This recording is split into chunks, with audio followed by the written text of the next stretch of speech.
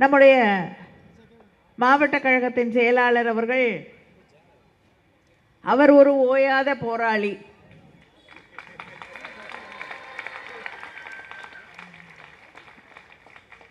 எத்தனை போராட்டங்களில் இருந்தாலும் தொடர்ந்து தன்னுடைய பணிகளை செய்யக்கூடிய ஒருவர் அவர்.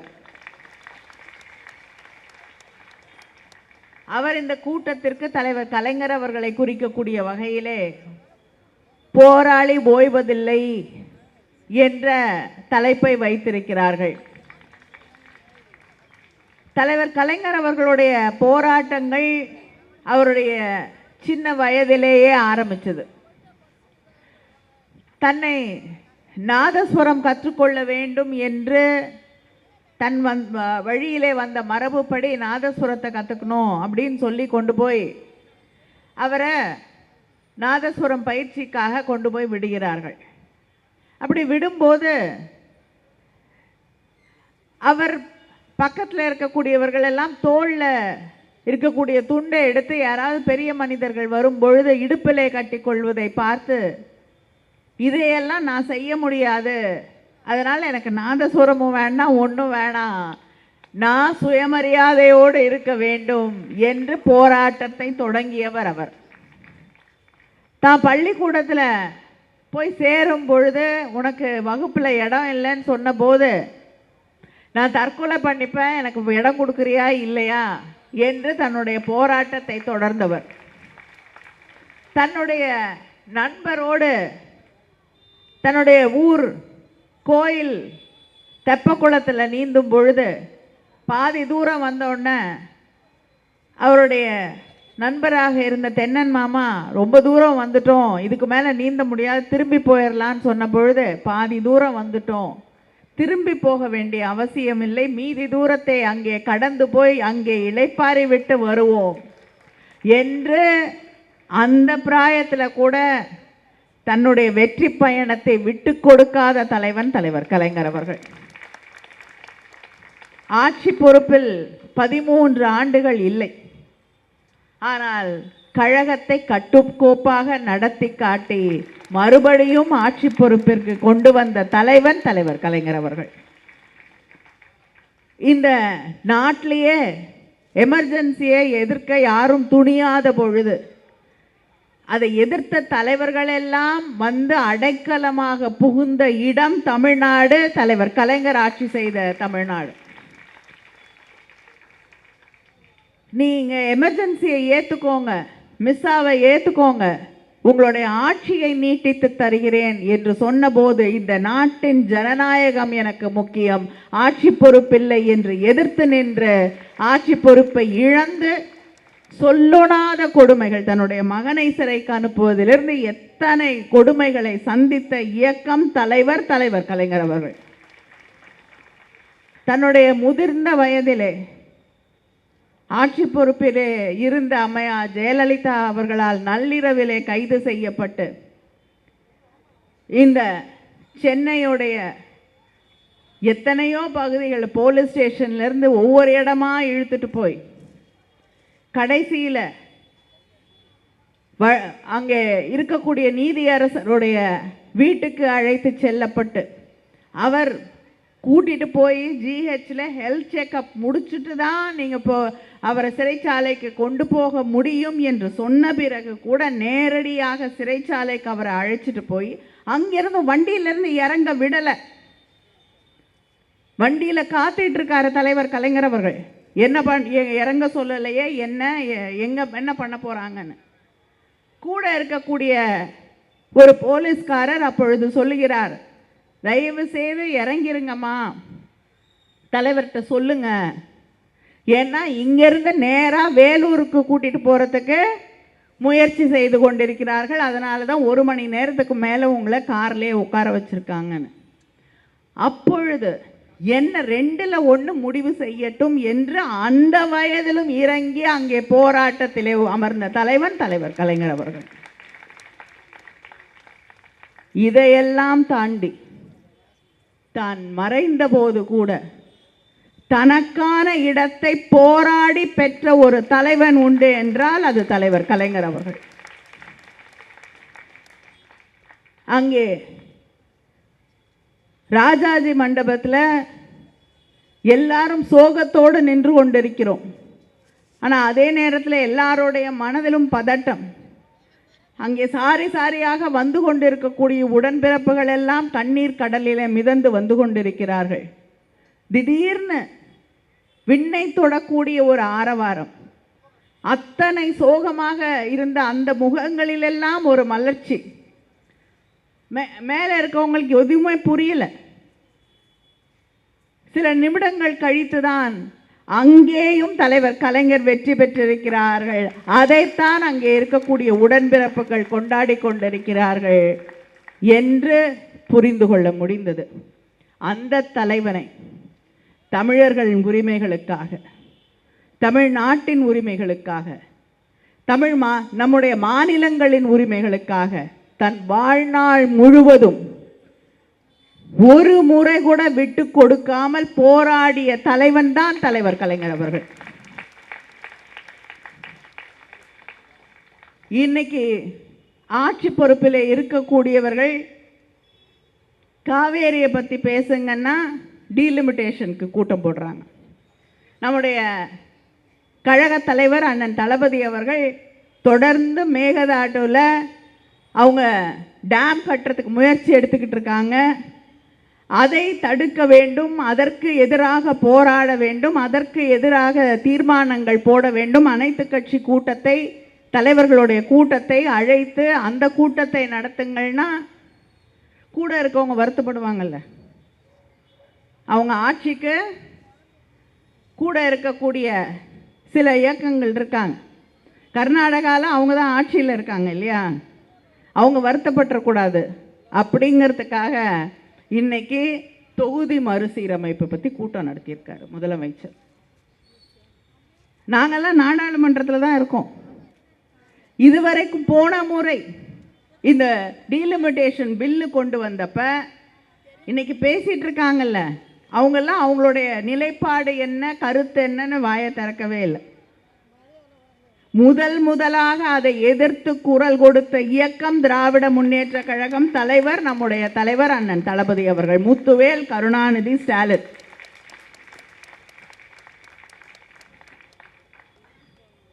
பஞ்சாப்ல இருக்க முதலமைச்சர், கர்நாடகாவில் இருக்கக்கூடிய டெபுட்டி சிஎம், கேரளாவுடைய முதலமைச்சர், ஒடிசாவில் இருக்கக்கூடிய முதலமைச்சர் என்று 5 முதல்வர்களை அழைத்து, சில எதிர்க்கட்சி தலைவர்களையும் அழைத்து சென்னையிலே கூட்டம் நடத்தி ஃபேர் டீலிமிட்டேஷன், நியாயமான டீலிமிட்டேஷன் கொண்டு வரப்பட வேண்டும் என்று கூட்டத்தை நடத்தி தீர்மானத்தை போட்ட தலைவர் நம்முடைய தலைவர் அண்ணன் தளபதி அவர்கள். அதே போல சட்டமன்றத்திலே தீர்மானத்தை கொண்டு வந்து அனைத்து கட்சிகளையும், சில கட்சிகள் எதிர்த்தாங்க, பிஜேபி வெளியில் ஏற்றுக்கல, ஆனால் தீர்மானத்தை நிறைவேற்றியது திராவிட முன்னேற்ற கழக ஆட்சியில். தேர்தல் நடந்துக்கிட்டு இருக்கு. அந்த நேரத்தில் கூட எல்லா நாடாளுமன்ற உறுப்பினர்களும் தேர்தல் பணியில் ஈடுபட்டு இருக்கிறோம். இதை எதிர்த்தாக வேண்டும் என்று எங்களை எல்லாம் டெல்லிக்கு அனுப்பி அதை எதிர்த்து ஓட்டு போட வைத்து அதை தோற்கடித்து காட்டிய இயக்கம் திராவிட முன்னேற்ற கழகம். நாங்கள் எங்கள் கருத்துக்களை மாற்றிக்கல. தமிழ்நாட்டுக்கு எந்த காலகட்டத்திலையும் எந்த காரணத்தாலையும் நமக்கு இருக்கக்கூடிய பிரதிநிதித்துவம் குறைந்துவிடக்கூடாது என்பதுதான் திராவிட முன்னேற்ற கழகத்தின் நிலைப்பாடு. மக்கள் தொகை தமிழ்நாடு, கேரளா, ஹரியானா, பஞ்சாப் போன்ற மாநிலங்கள்லாம் குறைஞ்சிருக்கு. சில மாநிலங்களில் மக்கள் தொகை குறையவே இல்லை, அதிகமாக இருக்கு. மக்கள் தொகை அடிப்படையில் தொகுதி மறுசீரமைப்பு செய்தால் குறைந்து விடும். தமிழ்நாட்டுக்கு குறையும். ஏன்னா நம்மளுடைய மக்கள் தொகை கணக்கு குறைந்திருக்கிறது. அவங்கெல்லாம் அதிகமாக இருக்கு. ஏன்னா அங்கே தமிழ்நாட்டில் நம்முடைய மாநிலத்தை கல்விக்கு திராவிட இயக்க ஆட்சிகள், திராவிட முன்னேற்ற கழகம் தந்த அந்த முக்கியத்துவத்தை வேற யாரும் தரல.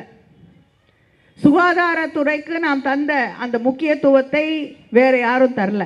மகளிர் உரிமைக்கு நாம் தந்த முக்கியத்துவத்தை, மகளிர் கல்விக்கு நாம் தந்திருக்கக்கூடிய முக்கியத்துவத்தை யாரும் கொடுக்கல.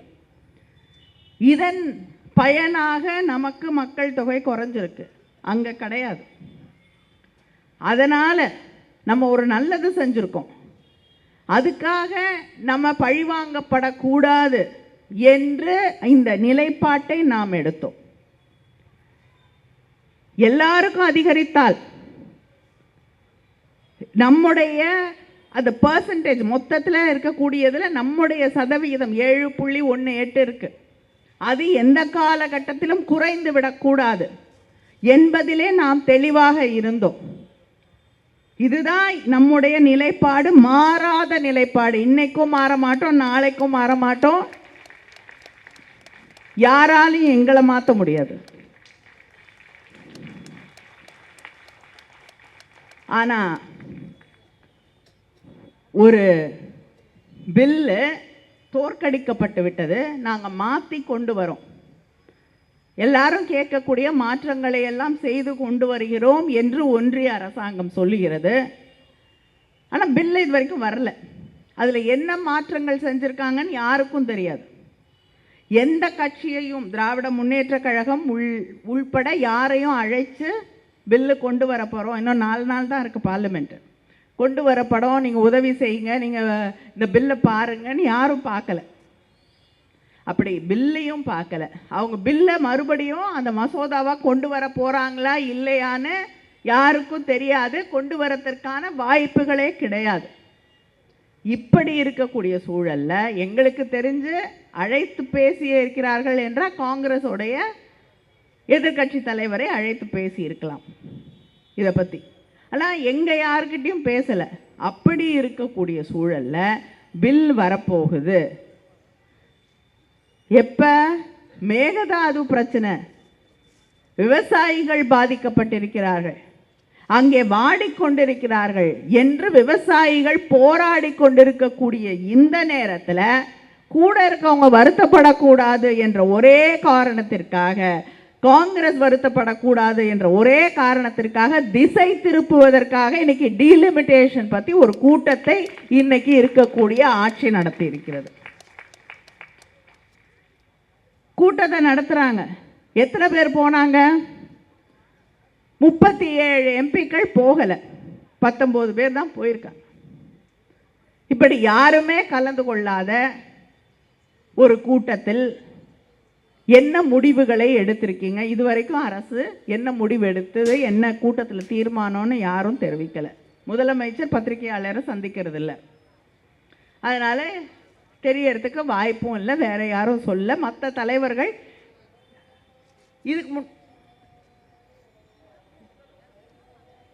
இதுக்கு முன்னாடி கூட்டத்தில் இதே தலைவர்கள் தான் கலந்து கொண்டார்கள். ஏன்? நம்முடைய தலைவர் நடத்தின கூட்டத்தில் தாவேக்கால இருந்தும் வந்து இன்னைக்கு அமைச்சராக இருக்கக்கூடிய ஆனந்த் அவர்கள் கலந்து கொண்டிருக்கிறார், கையெழுத்து போட்டு போயிருக்கார் அந்த தீர்மானத்தில். ஆனால் அன்னைக்கு இருந்ததுக்கும் இன்னைக்கும் என்ன வித்தியாசம்? ஒன்றும் இல்லை. புது பில்லே வரல.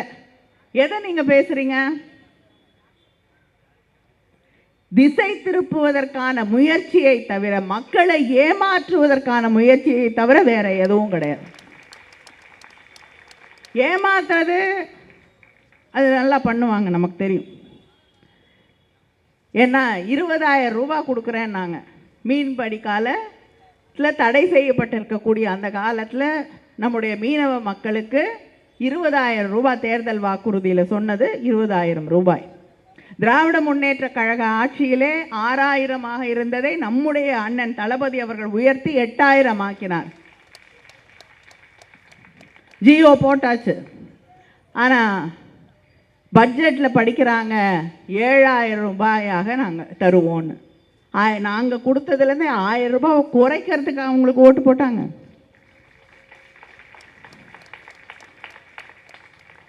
இப்படி எல்லாமே. பரந்தூரில் ஏர்போர்ட் கட்டக்கூடாதுன்னு சொல்கிறீங்க. இந்த ஆட்சியில் பரந்தூரில் ஏர்போர்ட் கிடையாதுன்ட்டிங்க. இப்போ எதுக்காக இங்கேருந்து மெட்ரோ ட்ரெயின் அங்கே போகுது? அந்த ப்ராஜெக்ட் அப்படியே இருக்குமா? ஆனால் ஏர்போர்ட் கிடையாதான். இது ரெண்டுத்துக்கும் இருக்கக்கூடிய அர்த்தம் என்ன? பட்ஜெட்டை கஷ்டப்பட்டு படிக்கிறாங்க, ஆனால் படித்து பார்த்துட்டு பட்ஜெட்டை எழுதினாங்களான்னு எனக்கு தெரியல.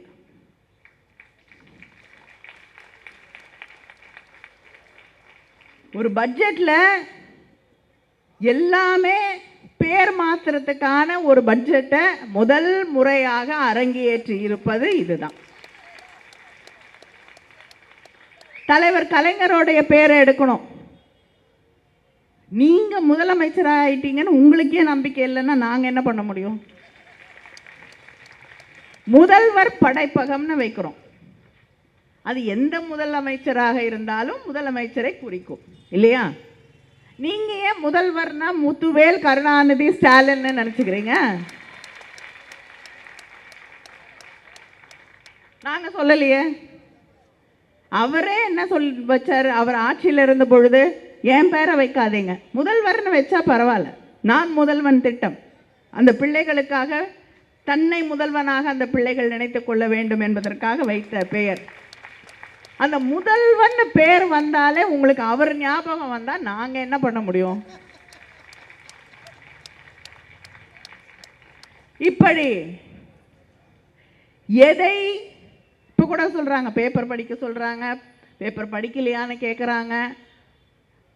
உங்களுக்கு அந்த விவசாயிகள் படக்கூடிய பாடு என்ன என்று புரிந்தால், குருவை அங்கே பொய்த்து விட்ட நிலையிலே, நாங்கள் சொல்லலை, உங்களோட கூட்டணியிலே இருக்கக்கூடிய கம்யூனிஸ்ட் இயக்கத்தை சார்ந்த தலைவர் திரு முத்தரசன் அவர்கள் சொல்லுவது, அதையாவது கேளுங்க.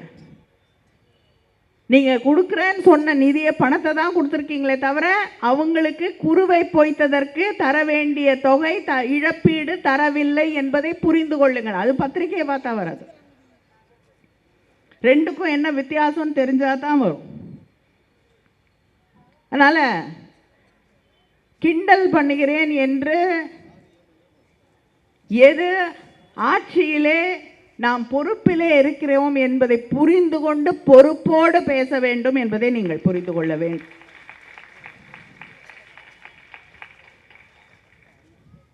எனக்கு அரசியல்லாம் பேச விருப்பம் இல்லை, அதனால் காவேரியில் 69 யார் இருந்தாங்கன்னெலாம் பேச விருப்பம் இல்லை அப்படிங்கிறீங்க.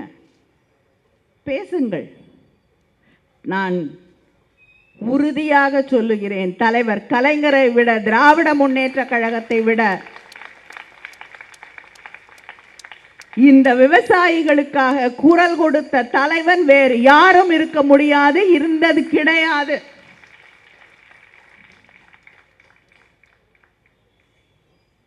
ஒரு கூட்டத்தை போட்டு எல்லா அனைத்து கட்சி கூட்டத்தை போடுவதற்கு மனதில்லை, தைரியம் இல்லை. நீங்க தலைவர் கலைஞர் அவர்களை கேள்வி கேட்பதற்கு உங்களுக்கு தகுதி இல்லை என்பதை நீங்கள் புரிந்து கொள்ள வேண்டும். மக்கள் கொஞ்சம் கொஞ்சமா தெளிவடைய ஆரம்பிச்சிருக்காங்க. நிறைய பேர்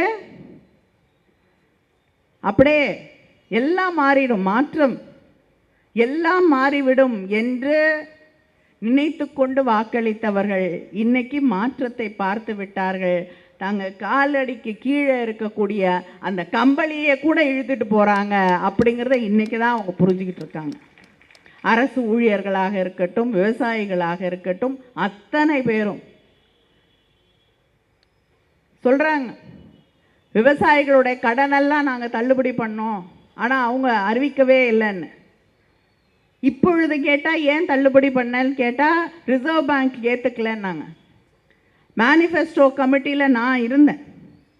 எங்களுடைய முதலமைச்சர், அன்று முதலமைச்சராக இருந்த அண்ணன் தளபதி அவர்கள் எங்களுக்கு இட்ட கட்டளை என்னன்னா, எதை செய்ய முடியுமோ அதை மட்டுமே அங்கே தேர்தல் அறிக்கையிலே நீங்கள் எழுத வேண்டும். செய்ய முடியாததை வாக்குறுதியாக தரக்கூடாது என்பதுதான் எங்களுக்கு இட்ட ஆணை, கட்டளை.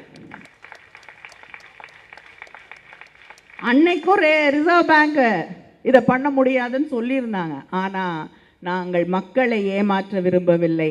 அதை கூட தெரிந்து கொண்டு அங்கே மக்களை ஏமாற்றி இன்று ஆட்சி பொறுப்பிலே அமர்ந்து கொண்டு அந்த விவசாயிகளின் கண்ணீரிலே தத்தளித்து கொண்டிருக்கக்கூடிய நிலையை உருவாக்கி இருக்கக்கூடியவர்கள் யார் என்பதை இன்று விவசாயிகள் புரிந்து கொண்டிருக்கிறார்கள். அந்த புரிதல் தமிழ்நாட்டிலே விரைவிலே இன்னொரு மாற்றத்தை, மக்களுக்கான மாற்றத்தை கொண்டு வரும். நன்றி, வணக்கம்.